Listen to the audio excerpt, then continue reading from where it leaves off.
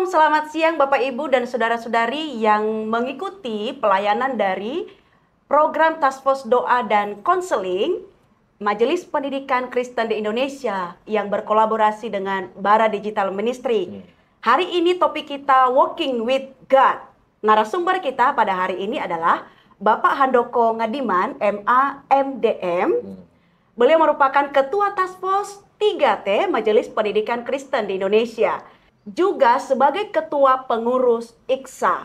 Dan yang didampingi oleh Ibu atau istri tercinta dari Pak Handoko, Ibu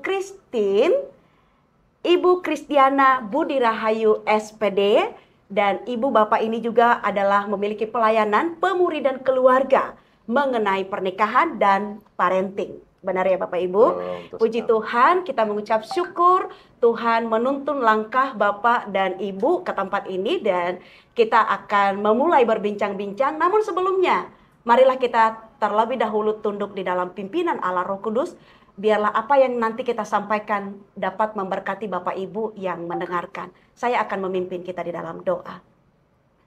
Bapa di dalam surga, kami mengucap syukur Tuhan, Engkau baik bagi kami. Pada kesempatan ini Tuhan hadirkan Bapak Handoko dan Ibu Christine menjadi berkat melalui kesaksian iman berjalan bersama Tuhan di dalam pelayanan konteks pendidikan ya Tuhan. Terima kasih Bapak, biarlah Engkau pakai setiap pembicaraan kami menjadi berkat bagi setiap Bapak Ibu yang mendengarkan siaran pada siang hari ini. Kami mengucap syukur Tuhan menggunakan juga setiap media yang ada boleh menjadi berkat dan boleh berfungsi dengan baik bagi kemuliaan nama Tuhan. Terpujilah Engkau Bapa, kami serahkan waktu kami ini sepenuhnya di dalam nama Tuhan Yesus Kristus, Juru Selamat pribadi kami yang hidup. Amin. Amin. Baik, Pak Handoko. Pada hari ini topiknya adalah Walking with God. Ya, kita tahu bahwa Tuhan turut bekerja dalam setiap kehidupan kita, amin ya. Dan saya mau bertanya kepada Pak Handoko dan Ibu tercinta yang hari ini mendampingi Bapak dalam sesi ini. Apa yang menjadi pendorong utama Bapak dan Ibu memilih untuk terjun dalam pelayanan konteks pendidikan Kristen? Silakan Bapak atau Ibu. Terima kasih. Shalom teman-teman, rekan-rekan, pemimpin-pemimpin yang hadir ya, yang menonton, menyaksikan. Saya pikir judulnya luar biasa, yaitu berjalan bersama Tuhan. Ya. Artinya kalau berjalan sama Tuhan, Tuhannya yang utama. Benar. Kita yang berjalan bersama Dia. Benar. Dan di dalam konteks pendidikan, kita kalau saya melihatnya sudah banyak negara membuktikan bahwa investasi pendidikan itu salah satu membuat satu negara maju. Ya. Kita lihat dari kemiskinan, kemudian mereka bisa menjadi negara-negara yang maju secara ekonomi dan lain-lain. Ya. Contohnya Korea Selatan itu 50-60 tahun itu miskin sekali habis perang. Singapura itu juga orang makan meludah ke lantai. Yeah.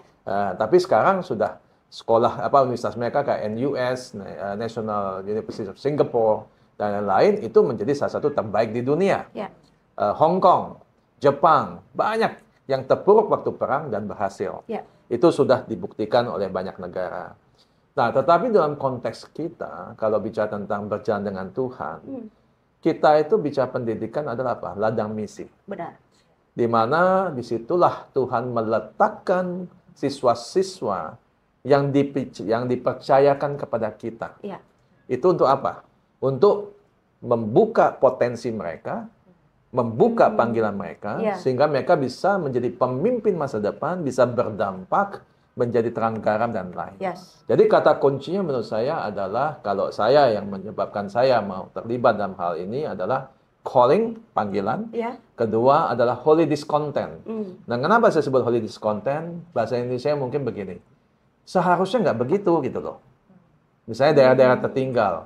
Seharusnya mereka bisa dapat pendidikan yang baik, layak, ya. yang layak. Yes. Dapat pendidikan yang membuat mereka membuat mereka keluar dari kemiskinan, membuat mereka bisa semua potensi mereka jadi maksimal.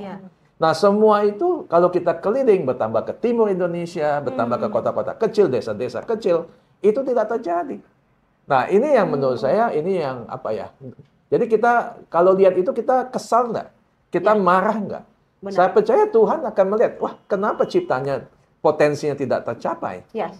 Nah, karena siapa? Nah, itu pertanyaan buat kita. Jadi panggilan dan juga holy discontent. Nah, istri saya pendidik sebenarnya. Istri saya pendidik dari dia selesai kuliah, sebelum kuliah pun dia mau jadi guru nih. Mungkin dengar dari dia dulu. Oh ya, silakan Ibu. Ya, jadi kenapa saya melayani sebagai guru, karena memang itu panggilan. Dan ketika saya harus resign dari mengundurkan diri dari tempat kerjaan saya yang terakhir di tahun 2019 adalah karena saya berkomitmen untuk mendampingi suami saya, Doko, yang waktu itu masih bekerja luar biasa, harus commute ya karena tinggal di luar kota. Benar. Akhirnya setelah kami berdoa, kami berdiskusi panjang, kami putuskan oke, saya akan ikut mendampingi dia. Dan ketika tahun 2023 pada waktu Pak Handoko pensiun dari pekerjaannya yang terakhir, kami diingatkan Tuhan gitu tentang jiwa-jiwa, tentang generasi, apa yang Tuhan tempatkan di dalam hati kami. Waktu kami melayani dalam pemuritan keluarga, Tuhan bawa di situ, kami melihat bagaimana generasi muda ini perlu mengalami satu pembaharuan, transformasi. Dan ketika Tuhan memberikan kesempatan untuk melayani melalui MPK kepada Pak Handoko, saya mendukung. Gitu. Luar ini biasa. Penolong yang sepadan. Ya, seperti yang firman Tuhan sampaikan ya. Amin. Ya, wanita atau perempuan sebagai penolong yang sepadan buat pasangannya. Amin ya Bapak ya, sesuai dengan firman Tuhan. Baik, Pak Handoko, sangat menarik sekali bahwa ada sesuatu yang Bapak pahami di dalam pelayanan pendidikan Kristen. Yang paling dipahami adalah ada panggilan daripada Tuhan, dan itu benar-benar disikapi ya, dan ada actionnya atau nyata yang harus dilakukan di dalam pelayanan yang terlihat. Amin ya. Kapan Bapak dan Ibu memulai pelayanan di bidang pendidikan Kristen ini khususnya? Silakan Pak. Terima kasih Bu. Ya. Jadi dulu sebenarnya cukup lama saya pernah jadi pengurus satu sekolah atau sekelompok sekolah di Jakarta di bawah satu gereja.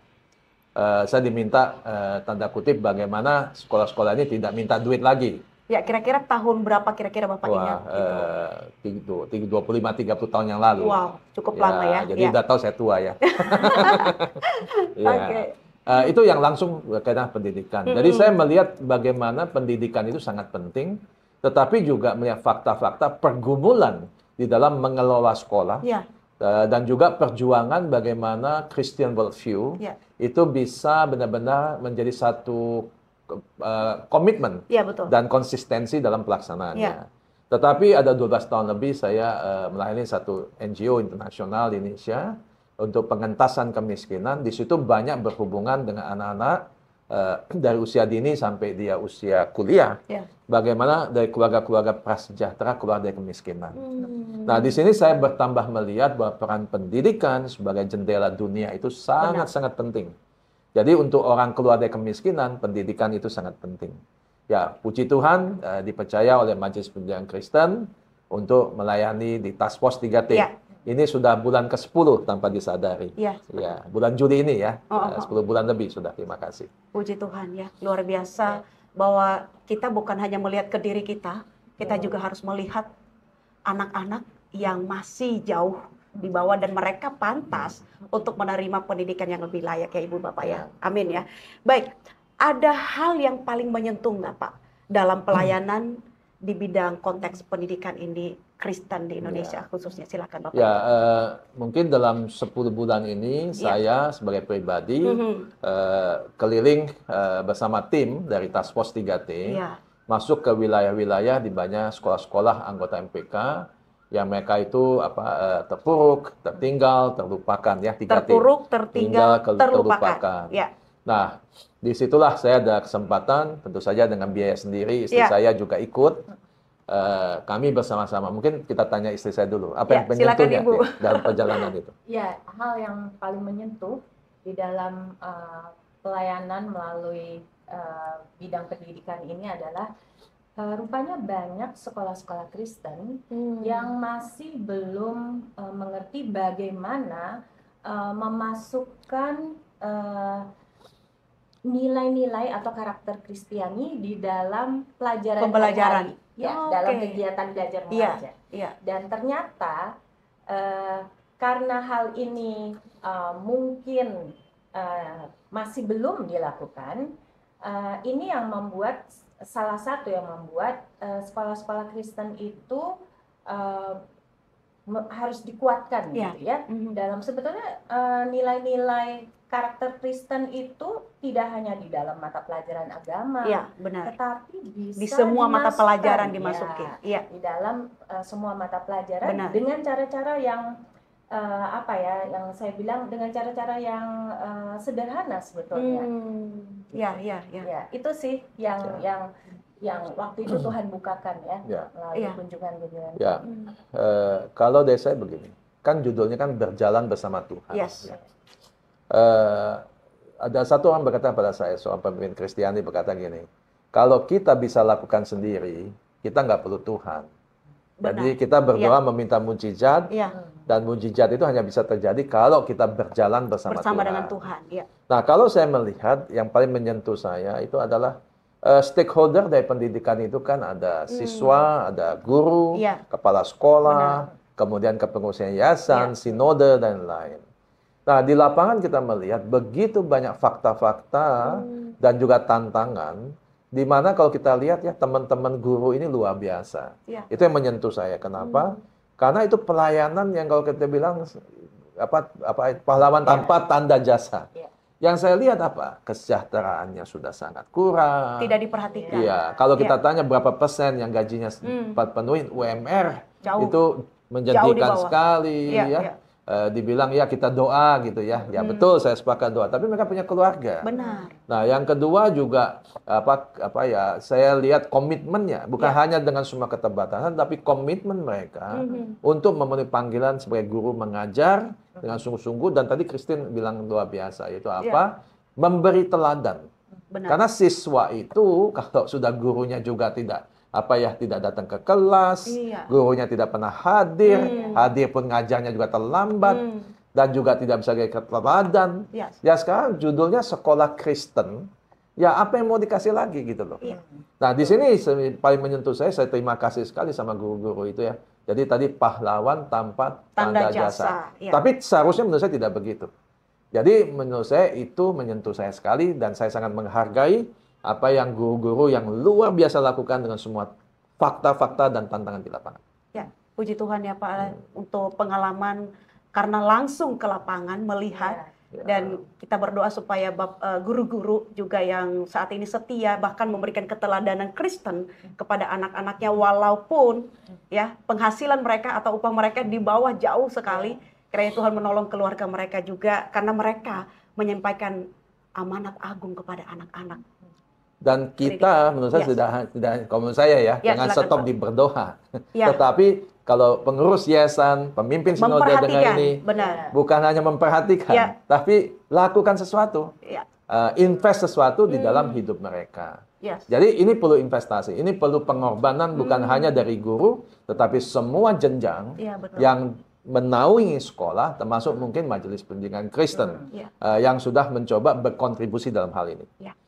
Baik, terima kasih banyak Pak Handoko dan Ibu untuk masukannya juga kepada semuanya boleh ada bagian-bagiannya untuk melakukannya demi mencapai misinya Tuhan untuk memberitakan Injil Kerajaan Surga bagi anak-anak ya.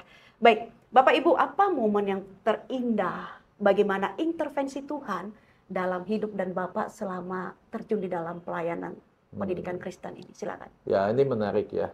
Jadi kalau kami berdua ke lapangan di sore hari itu kita selalu menanyakan apakah membutuhkan pelayanan untuk pemuritan keluarga, terutama parenting, pola asuh anak. Nah, kami berdua pernah ke satu wilayah di Indonesia Timur.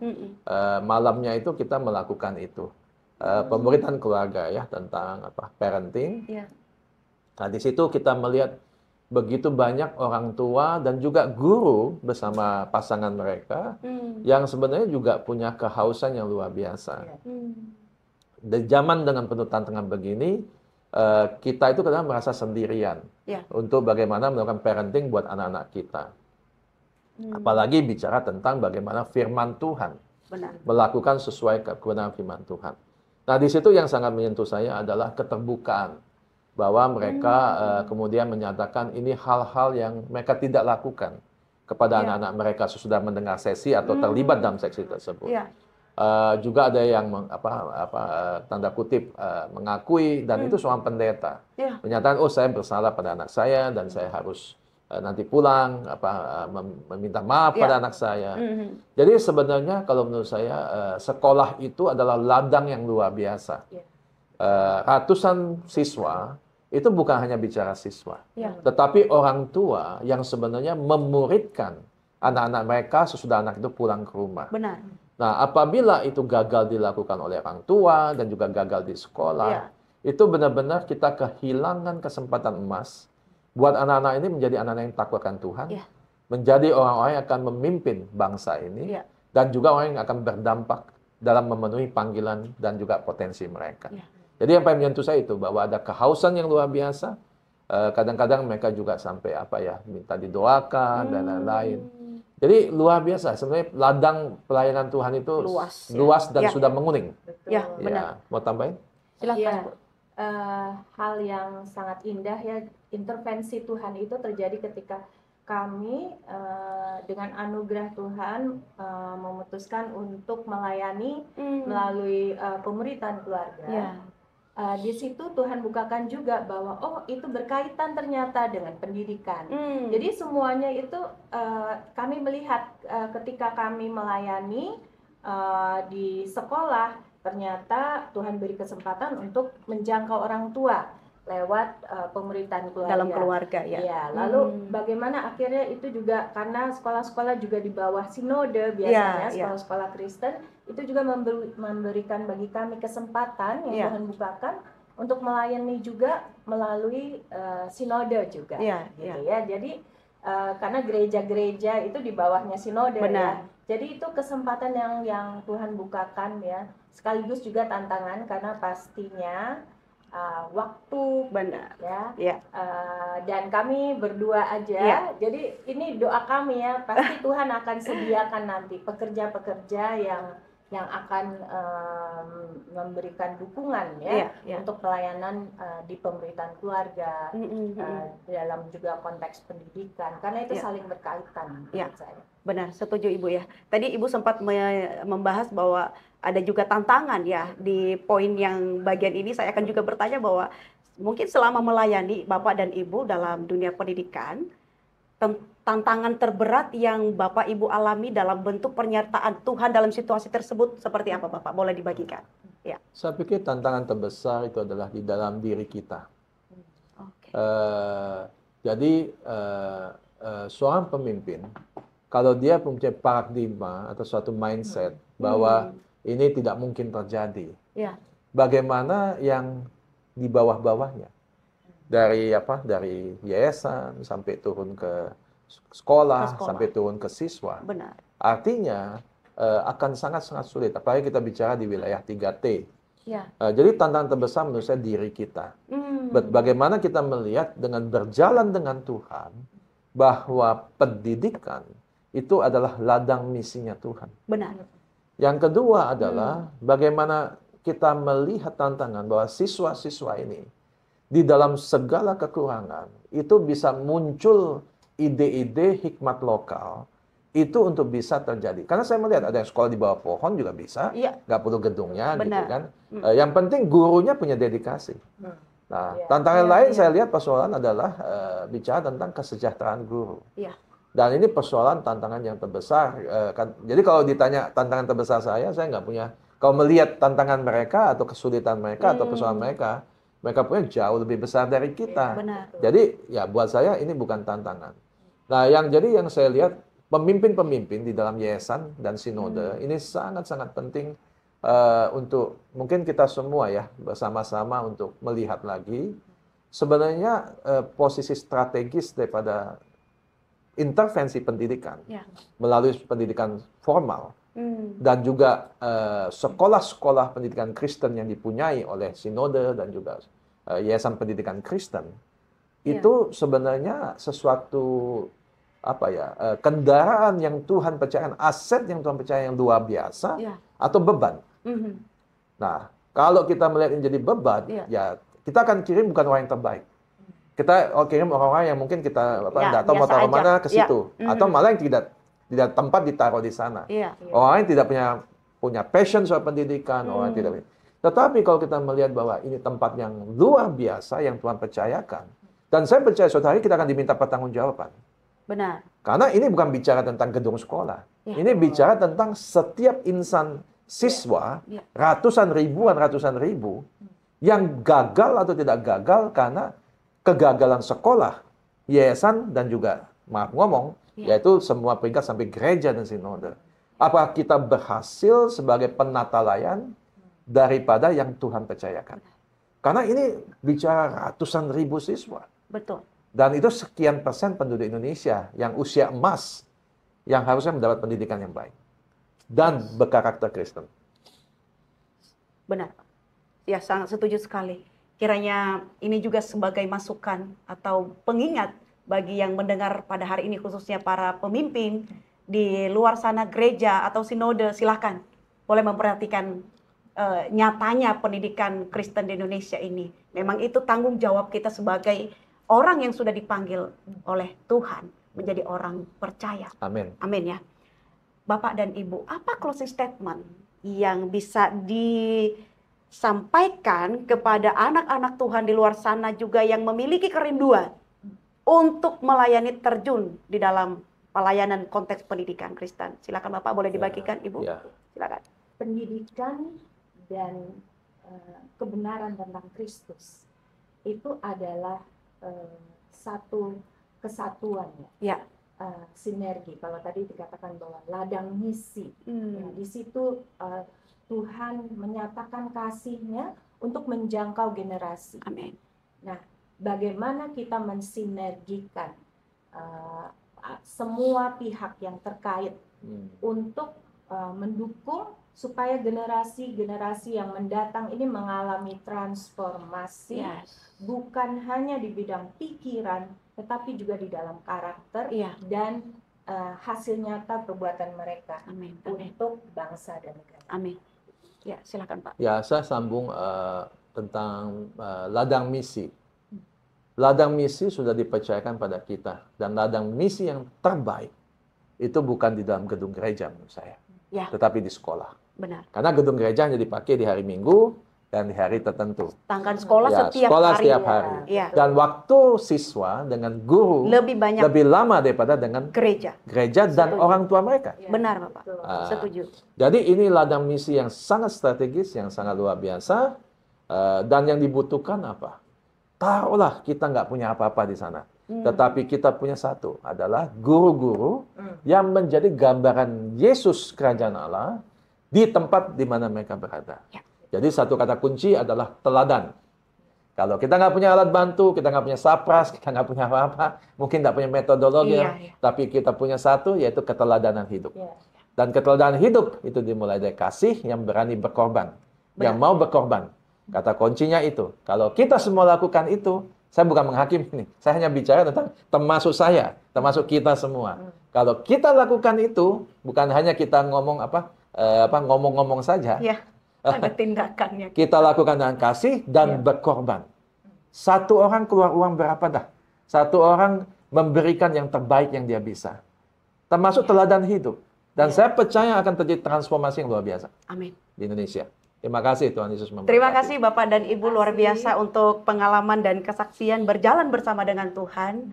Saya secara pribadi diingatkan kembali. Saya percaya Bapak Ibu yang mendengarkan siaran ini diberkati melalui pelayanan dari Bapak Handoko dan Ibu Christine. Dan sebelum kita menutup, silakan Bapak atau Ibu untuk memimpin kita di dalam doa. Silakan. Mari rekan-rekan semua yang menyaksikan, kita doa sama-sama. Tuhan, Engkau Allah yang luar biasa, Engkau Raja yang luar biasa, Engkau Allah yang berdaulat di dalam hidup kami. Tetapi juga hidup orang yang di sekitar kami, yang Tuhan sudah percayakan kepada kami. Terutama untuk siswa-siswa di sekolah, di jenjang manapun, di unit manapun, di lokasi dimanapun.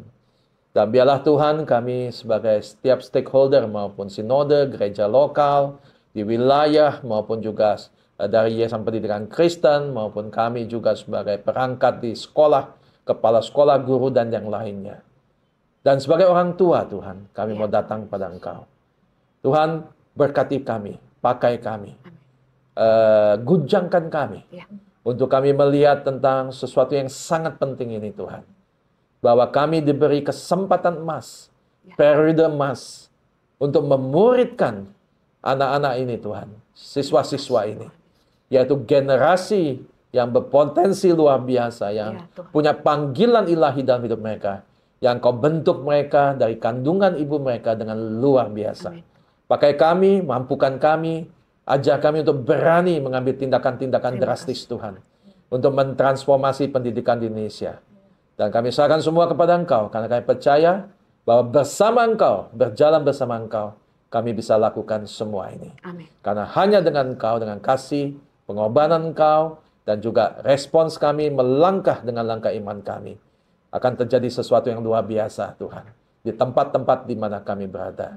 Kami serahkan semua dalam nama Bapa, Putra, dan Roh Kudus. Kami berdoa. Amin. Amin.